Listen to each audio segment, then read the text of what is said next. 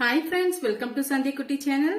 இன்னைக்கு நம்ம சந்தியா குட்டி சேனல் மூலமா ஒரு சூப்பரான வடகம் ரெசிபி தாங்க நம்ம பார்க்க போறோம். அடிக்கிற வெயிலுக்கு இந்த சீசன்ல நீங்க செய்து வச்சுக்கிட்டீங்கன்னா ஒரு வருஷம் வரைக்கும் கூட அப்படியே ஸ்டோர் பண்ணி வச்சிருந்து சாப்பிடலாம். அதே கிறிஸ்பியோட இருக்கும். எப்படி செய்யுதுன்னு சொல்லிட்டு பார்க்கறதுக்கு முன்னாடி நம்ம சேனலை சப்ஸ்கிரைப் பண்ணாத நண்பர்களா இருந்தீங்கன்னா ப்ளீஸ் சப்ஸ்கிரைப் பண்ணிக்கோங்க. பெல் ஐக்கானை கிளிக் பண்ணி விடுங்க. அப்பதான் நான் போற வீடியோ நோட்டிபிகேஷனா வந்து சேரும்.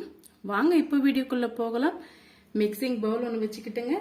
மெஷர்மெண்ட் கப்பால ஒரு கப் அளவுக்கு நான் அரிசி மாவு எடுத்துக்கிட்டேன். இப்ப இதே கப்பால ஒரு கப் அளவுக்கு தண்ணி சேர்த்துக்கலாம். ஒரு கப் அளவுக்கு தண்ணி சேர்த்துட்டு கட்டிகள் இல்லாம நம்ம கரைச்சி எடுத்துக்கலாங்க.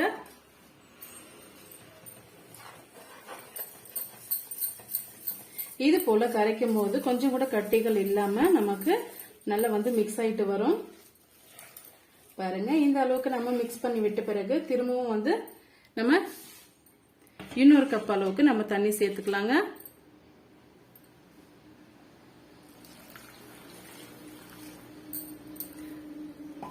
சேர்த்துட்டு நல்லா வந்து கொஞ்சம் கூட வந்து கட்டிகள் இல்லாம நம்ம கரைச்சி எடுத்துக்கலாம்.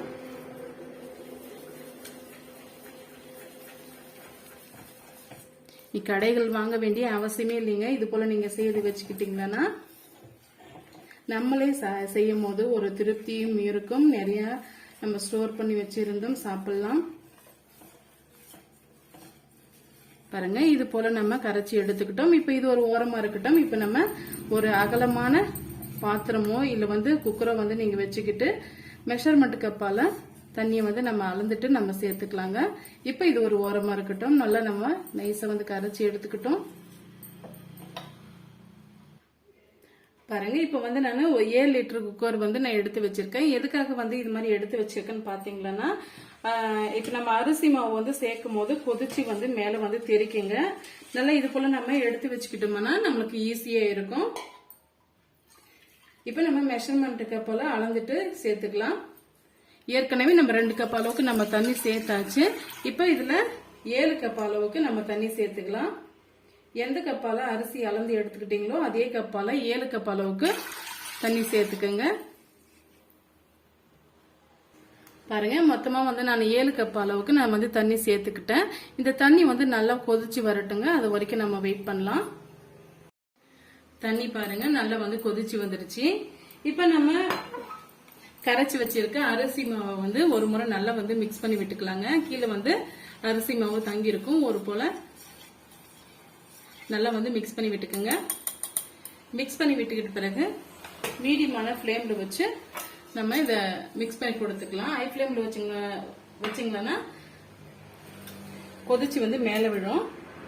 கொஞ்சம் தூக்குன மாதிரி செய்து இது போல நம்ம மிக்ஸ் பண்ணி விட்டுக்கலாம்.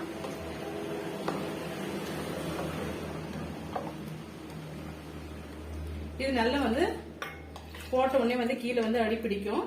இடைவிடாம ஒரு 5 நிமிஷத்துக்கு நீங்க மிக்ஸ் பண்ணி விட்டுட்டே இருங்க. இப்போ வந்து ஹை ஃப்ளேம்ல வந்து வச்சுக்கோங்க.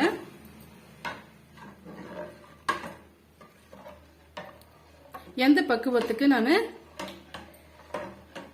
இந்த வந்து கூழ் காய்ச்சணும்னு சொல்லிட்டு நான் சொல்றேன். வீடியோவை ஸ்கிப் பண்ணாம நீங்க பாருங்க. இப்போ இந்த கலரி கொடுத்துட்டு இருக்கிற டைம்ல வந்து நீங்க ஒரு 10 பச்சை மிளகாய், 10 வெள்ளை பூண்டு நான் எடுத்து வச்சிருக்கேங்க. உங்க காரத்துக்கு ஏற்ப வந்து நீங்க எடுத்துக்கோங்க. இப்ப நம்ம வடகம் செய்து இருந்தாலுமே காரமா இருந்தாதான் கொஞ்சம் நல்லா இருக்கும். அதனால வந்து நான் ஒரு 10 பச்சை மிளகாய்க்கு எடுத்து வச்சிருக்கேன். நீங்க சில்லி பிளேக்ஸ் கூட நீங்க எடுத்துக்கலாம். பச்சை மிளகாய் வந்து உங்களுக்கு வேண்டாம்னு நினைச்சீங்களா சில்லி பிளேக்ஸ் கூட நீங்க எடுத்துக்கலாங்க. இப்ப இத வந்து லேசா வந்து ஒரு 1 டீஸ்பூன் அளவுக்கு தண்ணி சேர்த்து நைஸா அரைச்சி எடுத்துட்டு வந்துடலாங்க. இப்ப மீடியமான ஃப்ளேம்ல வந்து வச்சுக்கோங்க. கொஞ்சம் திக்காயிட்டு வந்துடுச்சு. பாருங்க, நம்ம சேர்த்திருக்கும் போது எவ்வளவு வந்து தண்ணியா இருந்தது. கொஞ்சம் வந்து திக்கார கன்சிஸ்டன்சிக்கு வந்துடுச்சுங்க. பாருங்க, மீடியமான ஃப்ளேம்ல வச்சு நம்ம கொதிக்க விட்டுட்டு இருக்கோம். உங்களுக்கு பார்க்கும் போதே தெரியும் இந்த அரிசி மாவு வந்து நல்லாவே வெந்து வந்துட்டு இருக்கு. இன்னும் வந்து ஒரு 5 நிமிஷத்துக்கு நம்ம கொதிக்க விட்டுக்கினா கரெக்டா இருக்கும். இப்ப இது கூடவே என்னென்ன பொருட்கள் வந்து நம்ம சேர்க்கறதுன்னு பாக்கலாங்க. நான் எடுத்து வச்சிருக்கேன் பச்சை மிளகாவும் வெள்ளை பூண்டு வந்து நைஸா அரைச்சி 1 டீஸ்பூன் அளவுக்கு தண்ணி சேர்த்து அரைச்சி எடுத்துட்டு வந்திருக்கேன். இது நீங்க வடிகட்டிட்டு கூட சேர்த்துக்கலாம், அப்படியும் சேர்த்துக்கலாம். நான் அப்படியே தான் சேர்த்துக்கிறேன். நானு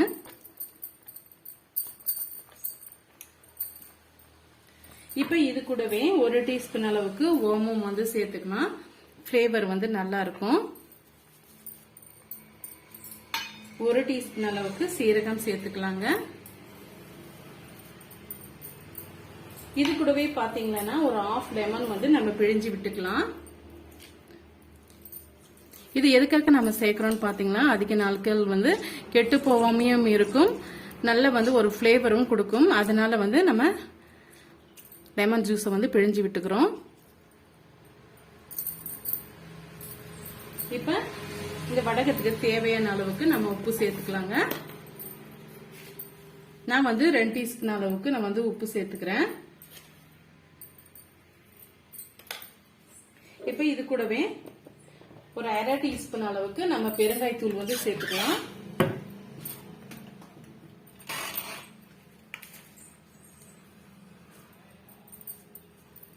இந்த அளவுக்கு சேர்த்துக்கிட்ட பிறகு நல்லா வந்து மிக்ஸ் பண்ணி கொடுத்துக்கலாங்க. எல்லாம் ஒண்ணா வந்து கலந்து வர்ற மாதிரி.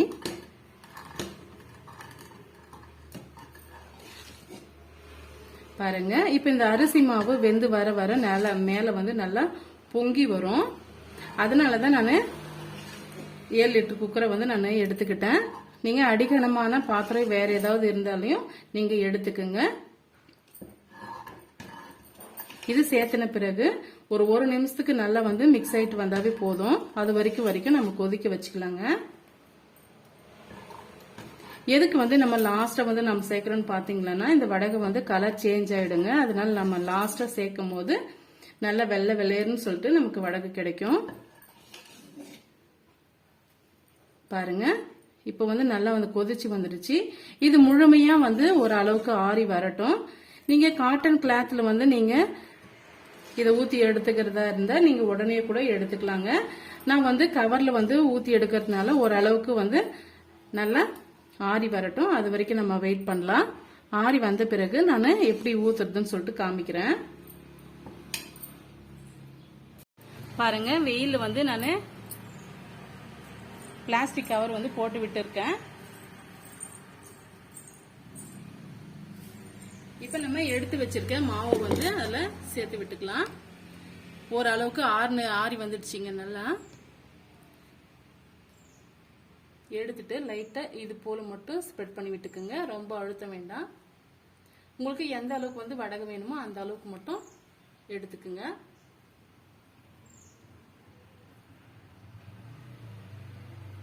இதே போல எல்லா மாவுகளையும் நான் செய்து முடிச்சிட்டு காமிக்கிறேன்.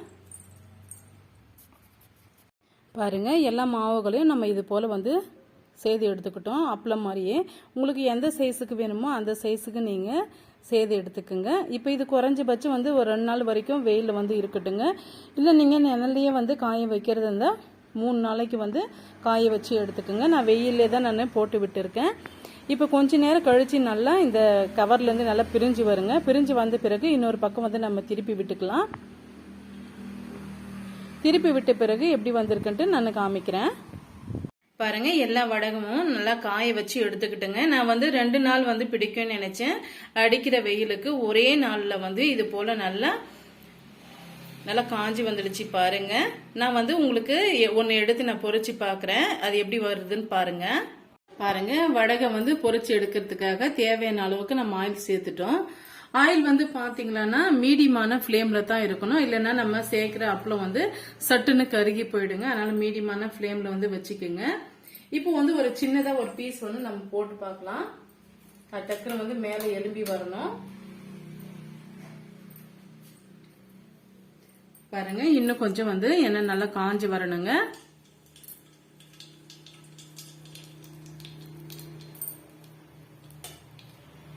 இன்னும் 1 நிமிஷத்துக்கு எண்ணெய் நல்லா காஞ்சி வந்த பிறகு நம்ம போட்டுக்கலாம்.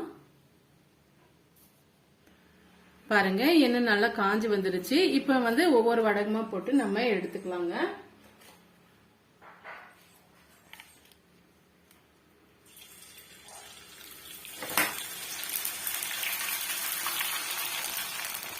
பாருங்க, ரொம்ப சூப்பராகவே பொரிஞ்சு வந்துடுச்சு. இப்போ நம்ம எண்ணெயை வடிகட்டிட்டு எடுத்துக்கலாம். கடைகளில் கிடைக்கிற மாதிரியே வந்து நம்ம அப்பளம் வந்து பொரிச்சு எடுத்துட்டோம் பாருங்க. வடகம் நான் இன்னொரு வடகமும் நான் செய்து காமிக்கிறேன் பாருங்க.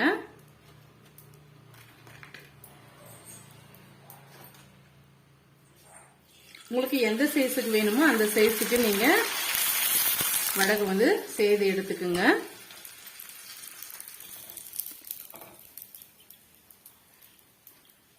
மீடியமான ஃப்ளேம்லேயே வச்சுக்கோங்க. அப்பதான் வந்து கருகி போகாம நல்லா வந்து ஒயிட்டா வரும்.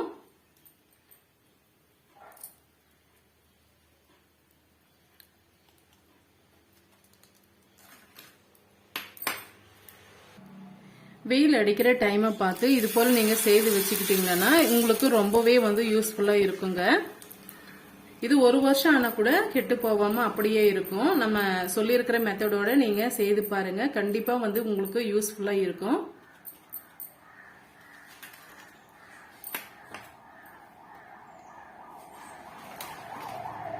போட்ட உடனே நல்லா வந்து பொரிஞ்சு வருது பாருங்க. அது போலதான் வந்து நம்ம எண்ணெய் நல்லா காய வச்சு எடுத்துக்கணும்.